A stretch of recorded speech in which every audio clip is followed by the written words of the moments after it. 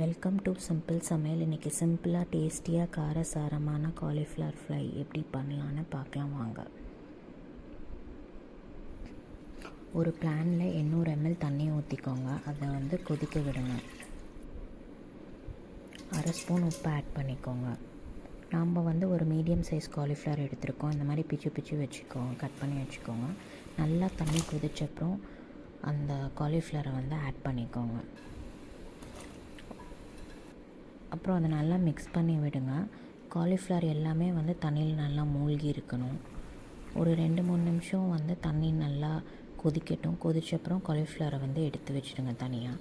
அதுக்கப்புறம் ஒரு ஹீட்டட் பேனில் 3 ஸ்பூன் எண்ணெய் ஊற்றிக்கோங்க.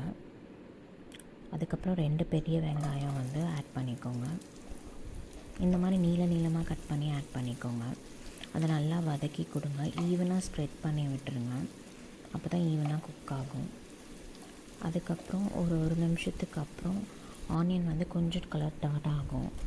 அப்போ ஒரு தக்காளி ஆட் பண்ணிவிட்டு நல்லா மிக்ஸ் பண்ணி விடுங்க. கொஞ்சம் 1/4 ஸ்பூன் மட்டும் உப்பு ஆட் பண்ணோம். இது நம்ம இந்த தக்காளி இதுக்கு மட்டும்தான் ஆட் பண்ணுறோம். தக்காளித்துக்கும் வெங்காயத்துக்கு மட்டும்தான் ஆட் பண்ணுறோம். அதனால் கொஞ்சமாக உப்பு ஆட் பண்ணால் போதும். அப்புறம் திருப்பி நல்லா மிக்ஸ் பண்ணி விட்டுட்டு ஈவனாக ஸ்ப்ரெட் பண்ணி விடுங்க. அதுக்கப்புறம் 1/2 table spoon ginger garlic paste add பண்ணிக்கோங்க. ஆட் பண்ணிவிட்டு நல்லா மிக்ஸ் பண்ணி விடுங்க. அப்புறம் டொமேட்டோவை நல்லா மசிச்சு விடுங்க. அப்புறம் 1 டேபிள் ஸ்பூன் சில்லி பொடி ஆட் பண்ணிக்கோங்க. உங்கள் காரத்துக்கு ஏற்ற மாதிரி நீங்கள் அட்ஜஸ்ட் பண்ணிக்கலாம். நம்ம வெங்காயத்துலேயே சில்லி பொடி ஆட் பண்ணால் தான் காலிஃப்ளவரில் அது ஈவனாக ஸ்ப்ரெட் ஆகும். இதுலேயே ஆட் பண்ணி நீங்கள் மிக்ஸ் பண்ணிட்டீங்கன்னா காலிஃப்ளவரில் ஈஸியாக ஸ்ப்ரெட் ஆகிடும். காலிஃப்ளவர் ஆட் பண்ணிவிட்டு அதுக்கப்புறம் நீங்கள் போட்டிங்கன்னா ஒரே மாதிரி ஈவனாக ஸ்ப்ரெட் ஆகாது.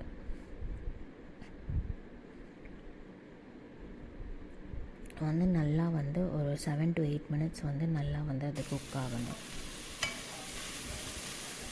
ஜிஞ்சர் கார்லிக் பேஸ்ட்டில் இருக்க அந்த ரா ஃப்ளேவர்லாம் போகணும். உங்களுக்கு ரானஸ் தெரியக்கூடாது. திருப்பி விட்டு நல்லா நீங்கள் அதை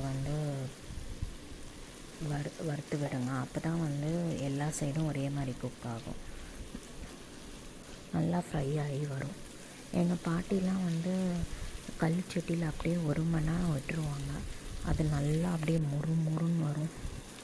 நாங்கள் ஆனால் 7 to 8 minutes தான் பண்ணுவோம். இந்த மாதிரி கலர் டர்ன் ஆனோன்னா நீங்கள் ஸ்விட்ச் ஆஃப் பண்ணிடலாங்க. ஸ்விட்ச் ஆஃப் பண்ணிவிட்டு நீங்கள் ஒரு பவுலுக்கு ட்ரான்ஸ்ஃபர் பண்ணிவிட்டு அப்படியே சுட சுட சர்வ் பண்ணலாம். இது ரசம், ரைஸ், டால் ரைஸ், கர்ட் ரைஸ்க்கு ரொம்ப நல்லாயிருக்கும். பண்ணி பார்த்துட்டு எப்படி இருக்குன்னு சொல்லுங்கள் ஃப்ரெண்ட்ஸ். தேங்க்ஸ் ஃபார் வாட்சிங். இன்னொரு சிம்பிள் சமையலோடு உங்களை மீட் பண்ணுறேன்.